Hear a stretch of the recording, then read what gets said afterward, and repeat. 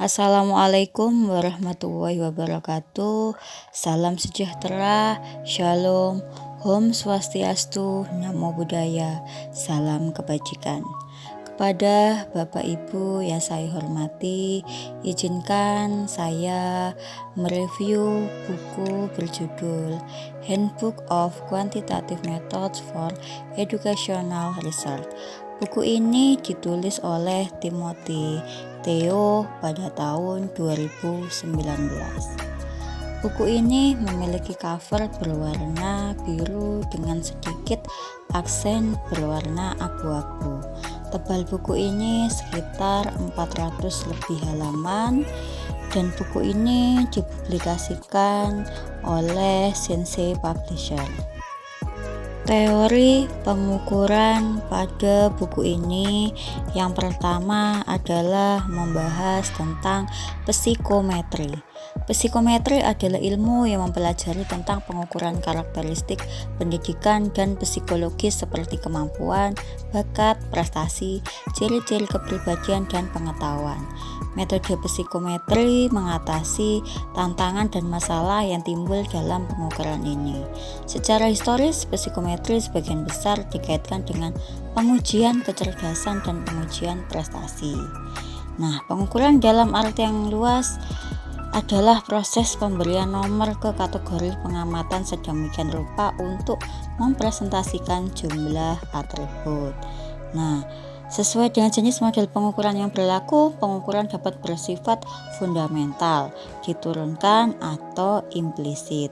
Pengukuran fundamental mensyaratkan bahwa ukuran tersebut memiliki sifat-sifat berikut, yaitu memiliki hubungan keteraturan, kesewenang-wenangan unit, dan aditivitas. Nah, pengukuran yang diturunkan mengasumsikan bahwa produk dari pengukuran fundamental dimanipulasi secara matematis untuk menghasilkan ukuran baru.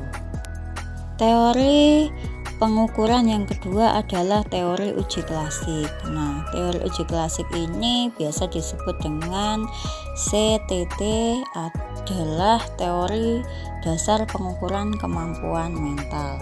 Nah, CTT ini menggambarkan hubungan antara skor komposit yang diamati pada tes dan skor benar yang diduga tetapi tidak teramati untuk peserta ujian.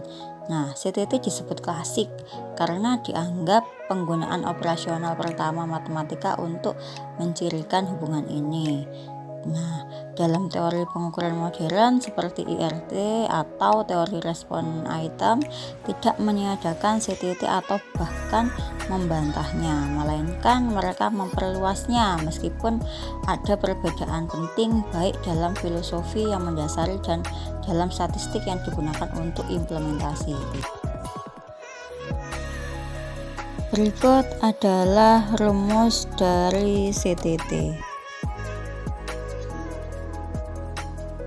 Uji asumsi klasik pada regresi linear sederhana ada 6 macam, yaitu data interval atau rasio, 2 linearitas, 3 normalitas, 4 heteroskedastisitas, kelima outlier, yang keenam autokorelasi. Sedangkan uji asumsi klasik pada regresi linear berganda ada 7, yaitu 1 data interval atau rasio, 2 linearitas, 3 normalitas, 4 heteroskedastisitas, 5 outlier, ke-6 multikolinearitas, 7 autokorelasi. Teori selanjutnya adalah teori respon item atau teori respon butir. Aplikasi item respon teori atau IRT juga dikenal sebagai teori sifat laten atau teori kurva karakteristik item dalam penelitian pendidikan dan pengukuran. IRT mengacu pada sistem yang menggambarkan hubungan antara respon individu terhadap suatu item dan sifat yang mendasarinya yang diukur. Nah, prinsip utama pemodelan IRT adalah bahwa skor responden yang tercatat pada item tes didorong oleh sifat tertentu yang tidak dapat diamati atau laten. Nah, dibandingkan dengan teori tes tradisional, yaitu teori tes klasik atau CTT, IRT memiliki beberapa sifat dan keuntungan unik untuk mengkonstruksi tes, penilaian, dan penilaian kemampuan, dan lainnya.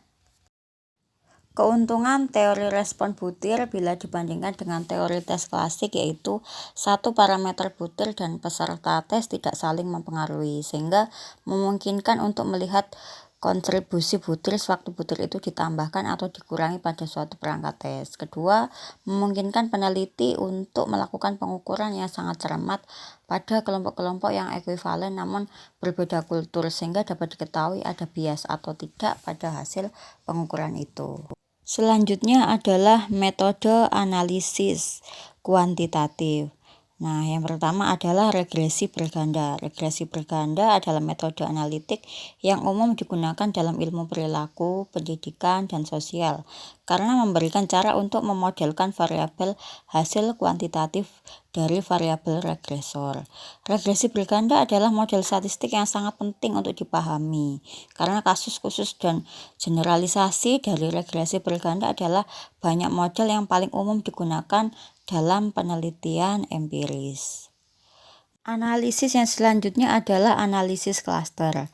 Nah, analisis ini merupakan suatu metode untuk meringkas dan mengekstrak informasi yang relevan sangat penting. Metode ini prosedur klasifikasi multivarian yang menggunakan banyak variabel untuk mengidentifikasi karakteristik yang dimiliki oleh kelompok individu yang sama. Nah, klasifikasi mengacu pada proses membagi kelompok yang besar dan heterogen menjadi lebih kecil, yaitu kelompok homogen, di mana anggotanya mirip satu sama lain sehingga berbeda dari kasus di kelompok lain. Fungsi dari analisis klaster ini adalah menyederhanakan data atau penyederhanaan data. Analisis selanjutnya adalah regresi logistik. Regresi logistik ini disingkat dengan LR, adalah prosedur statistik yang digunakan untuk menyelidiki pertanyaan penelitian yang berfokus pada prediksi variabel hasil kategori diskrit dari satu atau lebih variabel penjelas. Nah, ini dikembangkan dalam bidang epidemiologi untuk memeriksa hubungan antara faktor risiko dan hasil dikotomis dan kontinu. Tujuan LR adalah untuk mendeskripsikan model LR dalam konteks penelitian, pendidikan, dan memberikan gambaran data nyata tentang penggunaannya untuk memperoleh hasil dengan implikasi teoritis dan praktis. Analisis selanjutnya adalah analisis faktor eksplorasi. Analisis faktor eksplorasi disingkat dengan EFA adalah alat statistik yang sangat populer yang digunakan di seluruh ilmu sosial. Ini telah terbukti berguna untuk menilai teori pembelajaran, kognisi, dan kepribadian. Pokok bahasan dalam buku ini selanjutnya adalah model persamaan struktural. Model campuran dalam pendidikan. Model campuran adalah jenis model kuantitatif khusus di mana variabel laten dapat digunakan untuk mewakili campuran subpopulasi atau kelas di mana keanggotaan populasi tidak diketahui, tetapi disimpulkan dari data. Nah, penggunaan lain dari pemodelan campuran adalah untuk merepresentasikan perubahan laten atau kelas lintasan pertumbuhan yang terdiri dari individu dengan lintasan serupa. Penerapan model gabungan semacam itu memperluas kemampuan kita untuk memeriksa berbagai hubungan kompleks dalam penelitian pendidikan. Program komputer yang menarik dalam bahasan buku ini adalah program komputer SAM. Pertimbangan dan perbandingannya. Nah, ini banyak sekali beberapa program yang dapat dipilih. Nah, 4 program yang dianggap paling banyak digunakan saat volume yang telah diedit ini diterbitkan. Menurut Abjad, program-program ini mencakup AMOS, EQS, Lisrel, dan M+. Dengan menggunakan keempat program ini sebagai latar belakang topik aplikasi SAM secara umum dan sebagai titik referensi untuk perbandingan di antara berbagai pendekatan perangkat lunak untuk aplikasi SAM yang beragam pada khususnya. Jadi tujuan bab ini adalah untuk memberikan gambaran umum tentang faktor-faktor penting kepada pembaca tentang sebagaimana pentingnya program komputer SEM ini. Dalam buku ini juga digambarkan pertimbangan-pertimbangan dalam pemilihan program komputer SEM. Jadi menurut kebutuhan, menurut pribadi seseorang, dan perbandingan-perbandingan serta contoh-contoh dari aplikasi SEM. Kelebihan buku ini yaitu banyak sekali teori atau fakta-fakta dalam buku ini. Selain itu, banyak metode canggih yang tersedia untuk dapat menafsirkan makna dalam penelitian pendidikan. Banyak metode modern dan program komputer dalam buku ini untuk membuat interpretasi yang lebih bisa dipertahankan. Bukunya juga baik untuk para literatur pendidikan dan pendidik lainnya. Juga buku ini menampilkan program komputer SEM tentang pertimbangan dan perbandingannya. Kelemahan buku ini adalah buku ini kurang mendalam dalam membahas terkait membangun hipotesis. Jadi belum diberikan cara detail bagaimana mengkonstruksi setiap variabelnya dalam membangun hipotesis. Demikian review dari saya. Terima kasih. Wassalamualaikum warahmatullahi wabarakatuh dan salam semangat.